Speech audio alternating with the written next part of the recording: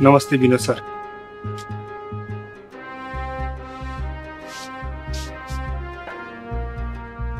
तपाईलाई ठिक देखेर खुसी लाग्यो, तर मनमा एउटा प्रश्न उब्जिरहेको छ।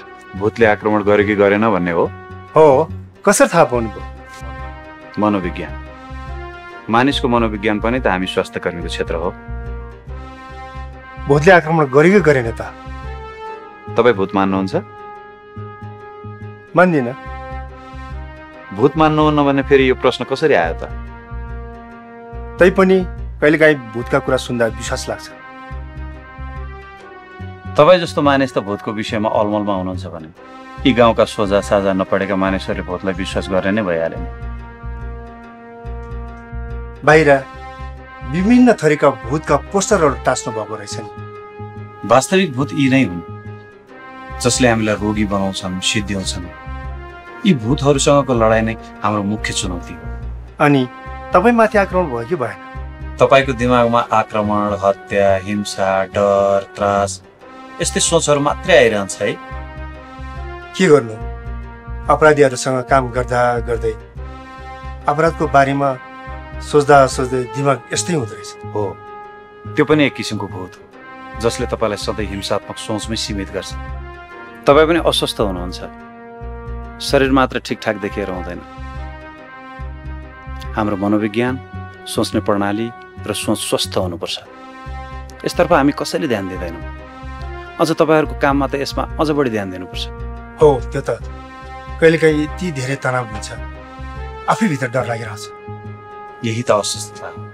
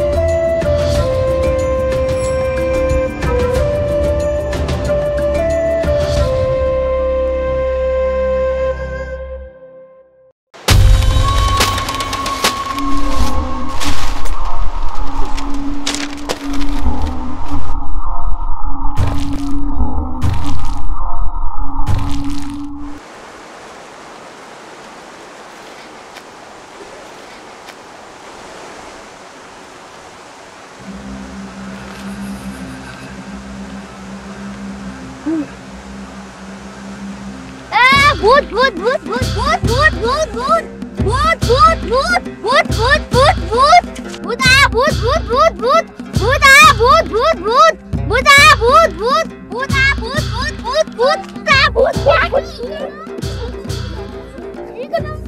बाहिर भूत अरे यार यो क्या छुट्टै रेखा राखी गरे भूत आया रहेछ भाइ।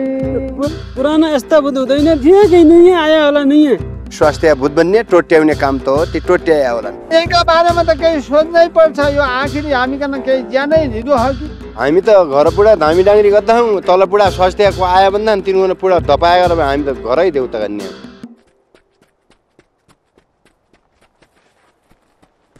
बच्चालाई के हो? हामी कहाँ भिड्यो? देऊ म झार्दिन्छु।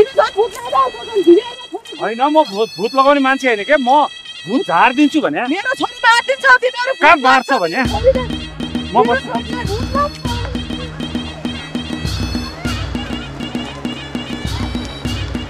के हो यो ढोका लगाऊ। पहिला पनि आउन दियो है।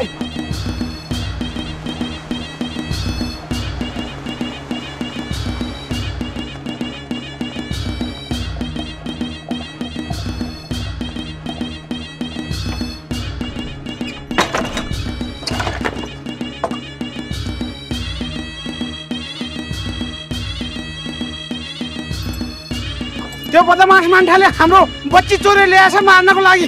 त्यस्तो होइन, भित्र सरले बच्चा जोगाउने कोसिस गर्दै हुनुहुन्छ। त छिरिङ अरूको पक्षमा धेरै नबोल, तेरो लागि हामीले धेरै सहयोग गरेका छौँ। हो, तर अहिले मेरो दायित्व सरलाई काम गर्न दिनु हो। ए त पनि उतैतिर लागिस्? एकछिन धैर्य त गर्नुहोस् न। ए ढोका खोल्न त तँलाई पनि ठोकिदिन्छौँ। ल ठोकेर देखाउ न, हाम्रो हातहरू बाँधेको छैन। ए हामीसँग लड्छस्? एक कदम पनि अगाडि नबढ, नत्र राम्रो हुने छैन। हामीलाई धम्की दिन्छस्? ठोक यसलाई, ठोक।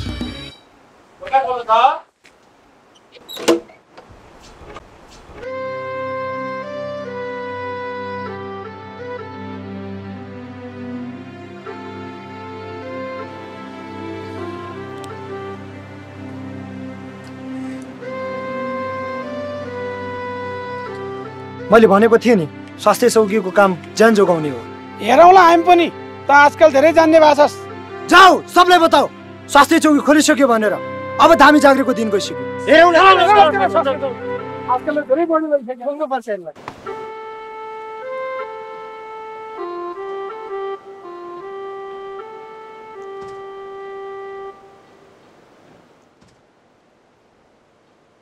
तपाईँको साहसिक कदम देखेर गजब लाग्यो।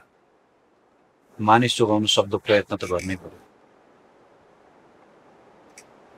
त्यति नगरेको भए बच्चाको नियति त्यस्तै हुन्थ्यो। वास्तवमा तपाईँ पनि हामी जस्तै सिपाही हुनुहुँदो रहेछ, आवश्यक परेको बेलामा भिड्न सक्ने। त्यसरी भिड्न नपरेको भए हुन्थ्यो, के गर्ने? हतियारसँग भिड्न अझै बाँकी छ। त्यसको आक्रमणबाट बाँच्न तपाईँले फेरि पनि लड्नुपर्ने हुन्छ। त्यो हत्यारा अस्वस्थ मानिस हो, उसको उपचार गर्नुपर्छ, उसँग भिड्ने होइन। अपराधीप्रति दयामाया राख्नुहुन्न, समातेर ल्याएर थुन्नुपर्छ। जसलाई तपाईँ अपराधी भनिरहनु भएको छ, वास्तवमा उनीहरू अस्वस्थ मानिस हुन्। सबैभन्दा पहिले हामीले उनीहरूको मनोवैज्ञानिक उपचार गर्नुपर्छ। तपाईँको भनाइअनुसार त जेललाई अस्पताल बनाउनु पर्ने हुन्छ। अपराधी अस्वस्थ भनेर उसले गरेको अपराधलाई क्षमा गर्नु हुँदैन, उसले सजाय पाउनै पर्छ।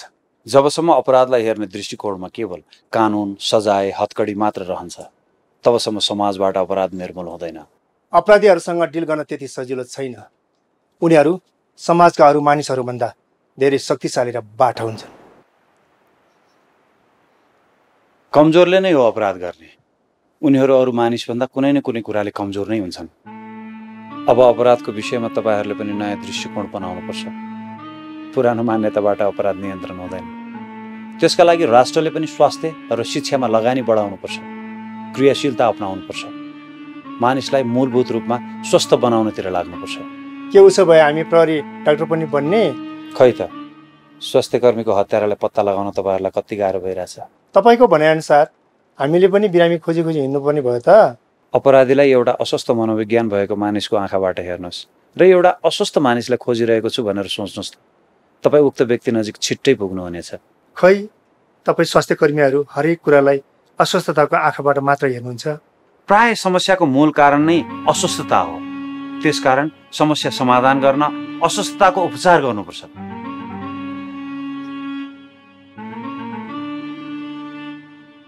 अस्वस्थ समाजमा नै हो अपराध हुने।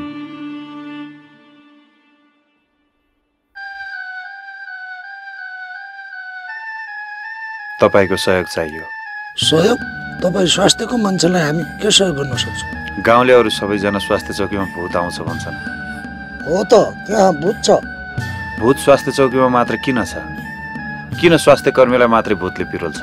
स्वास्थ्यका मान्छेहरू भूतलाई अपमान गर्छ। भूतको पनि मान अपमान भन्ने हुन्छ र? जसले भूतलाई मान गर्छ उसलाई भूतले पिरोल्दैन, जसले भूतलाई मान गर्दैन उसलाई भूतले छोड्दैन। ए, त्यसो भए भूत हामी जस्तै जीवित प्राणी हो जसलाई मान सम्मान चाहिने? जीवित त होइन, तर मानिसले गर्ने व्यवहार थाहा पाउँछ। मरिसकेकोले कसरी थाहा पाउँछ? शरीर मर्छ, आत्मा मर्दैन। भूत त्यो आत्मा हो। बुद्धले आत्मा हुँदैन भन्छन्, हिन्दूहरूले आत्मा अनित्य अस्तित्व हो भन्छन्। तपाईँ आत्मा भूत हो भन्नुहुन्छ, के हो यो? भड्किएको आत्मा भूत हो। आत्मा भड्किने वस्तु हो र? हो, केही मान्छेहरूको पीडादायी मृत्यु हुन्छ, त्यसको निराशा आत्मा भड्किन्छ। मृत्यु सबैको पीडादायक हुन्छ होइन र? तर कसै कसैको आत्माले मृत्यु स्वीकार्दैन। के मृत्यु स्वीकार्ने आत्मा मर्छ त? मृत्यु नमान्ने आत्मा भड्किन्छ। हिन्दू धर्मले न आत्मा जन्मन्छ न मर्छ भनेको छ त। होला थाहा छैन, तर हामी भड्किएको आत्मालाई नियन्त्रण गर्छौँ र हामी त्यसलाई ठेगान लाउँछौँ। त्यसो भए आत्माले बोल्छ सुन्छ भनेको पनि मान्छ, हामी मानिसले जस्तै हो, त्यसले हामीले भनेको मान्छ। ए त्यसो भए भूत मानिस जस्तो हुँदो रहेछ, अनुरोध गर्यो भने मान्ने। त्यो त हामीभन्दा खतरनाक हुन्छ। ए त्यसो भए तपाईँ भूतभन्दा खतरनाक हुनुहुँदो रहेछ, भूतलाई पनि नियन्त्रणमा लिन सक्ने। तपाईँ के भन्न आउनु भएको मूल कुरा भन्नुहोस्। स्वास्थ्य चौकीमा भूत छ भन्ने हल्ला तपाईँले किन फैलाउनु भयो? त्यहाँ भूत नै छ। स्वास्थ्य चौकीमा भूत छ भनेपछि त्यहाँ मान्छे जान्नन् र तपाईँको पेसा चलिरहन्छ भनेर हो? हाम्रो पेसा चलिरहन्छ, गाउँलेलाई हामी नभई हुन्न। तपाईँलाई पनि थाहा छ तपाईँको पेसा र इज्जत धरापमा परिसक्यो। हामीलाई कसैले सिद्ध्याउन सक्दैन। शिक्षाले जब गाउँलेहरू शिक्षित हुँदै जान्छन् तपाईँको पेसा र परम्परा सिद्धिन्छ। तपाईँको पेसा बाध्यता र अन्धविश्वासमा टिकेको छ। तिमीभन्दा अगाडिका स्वास्थ्य कर्मी मलाई त्यस्तै कुराको धम्की दिन आएका थिए। त्यो अपराधको सजाय उनीहरूले बोके। के त्यसको अर्थ मैले पनि उनीहरू जस्तै अवस्था भोग्नुपर्छ भन्ने धम्की दिन खोज्नु भएको त होइन?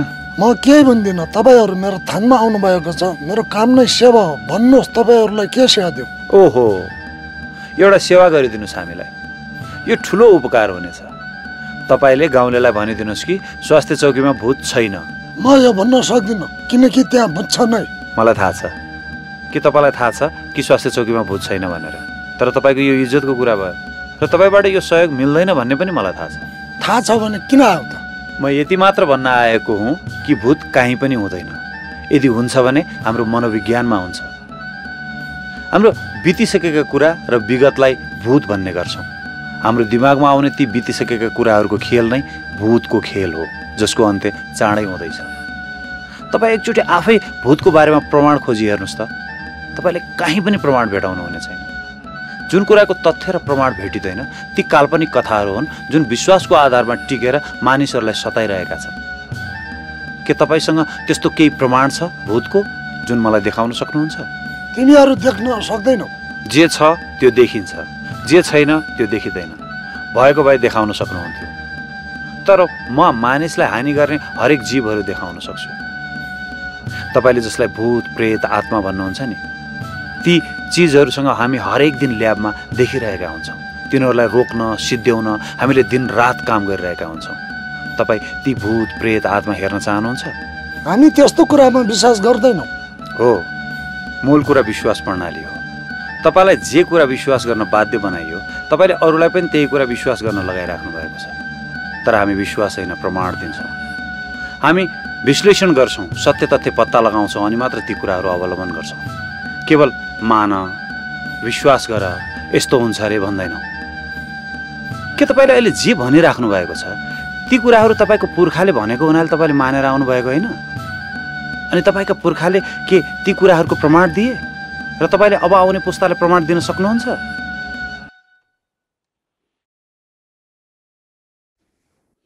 मेरो तपाईँसँग कुनै रिसराग छैन। म त तपाईँसँग केवल सहयोग माग्न आएको हो। अब सहयोग गर्ने नगर्ने तपाईँको इच्छा हो। हस् त, तपाईँको धेरै समय लियौँ, अब हामी जान्छौँ।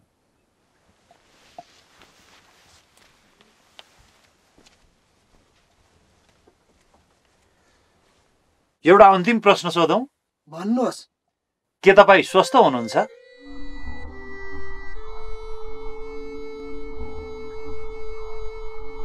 सरले उनको गल्ती बन्द गर्नुभयो सर। मलाई कस्तो आनन्द लागिरहेको छ। सरका यी राम्रा तर्कहरूले गर्दा मेरो सोचमा पनि सकारात्मक परिवर्तन भएको छ सर। उनी जुन शिक्षा प्रणालीमा हुर्किए उनले त्यसैलाई विश्वास गर्छन्। त्यही भएर उनले नयाँ दृष्टिकोणलाई स्वीकार्न अलिकति गाह्रो भयो। कसैले नयाँ दृष्टिकोण त दिनै पर्थ्यो, त्यसपछि मात्रै फरक तरिकाले उनले सोच्न सुरु गर्छन्। यसरी नै बिस्तारै समाज परिवर्तन हुँदै जाने हो सर। एकछिन यहाँ पर्खिनु न सर।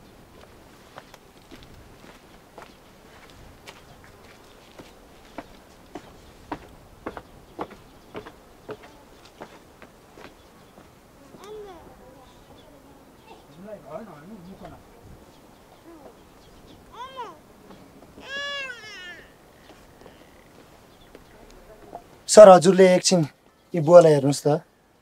उहाँ धेरै समय अगाडिदेखि नै बिरामी हुनुहुन्छ। अहिलेसम्म धामी झाँक्रीकै भरमा बसेको। म हेर्नु पर्दैन। तपाईँ एकछिन चुप लाग्नुहोस्। सरले तपाईँलाई हेर्नुहुन्छ। मलाई हेरेर के हुन्छ? दिनकुरी बसेको मान्छे। सरले एकचोटि हेरेर के नभए पनि तपाईँको के जान्छ र? मलाई यस्तै ठिक त पर्दैन। ठिक छैन बुवा, तपाईँ धेरै दुखी हुनुहुन्छ।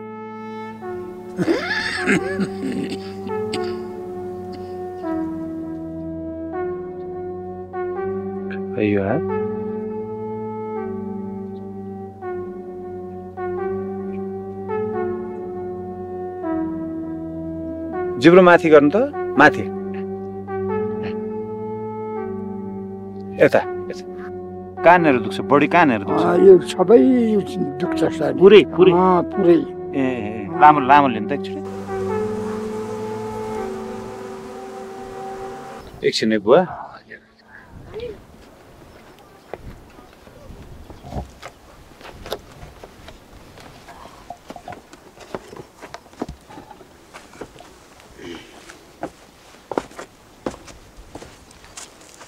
बुवाको स्वास्थ्य अवस्था एकदम गम्भीर स्थितिमा छ। समयमा उपचार नगरेपछि के गर्ने सर? बुवा जस्तै यहाँ हरेक घर घरमा छ सर।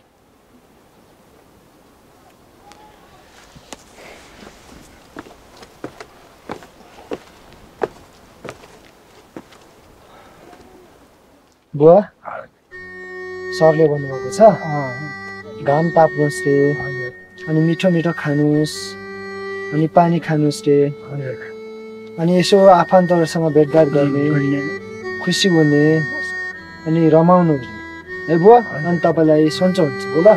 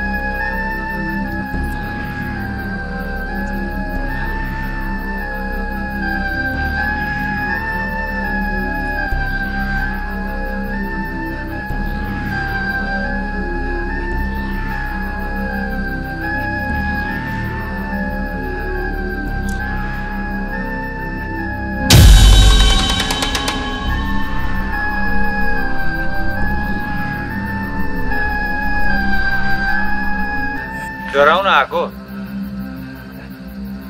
म डराउँदैन। र यो स्वास्थ्य चौकी छोडेर जाँदा पनि जाँदैन।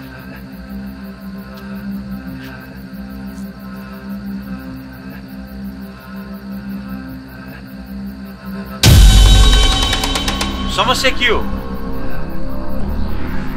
म समाधान गर्न सक्छु।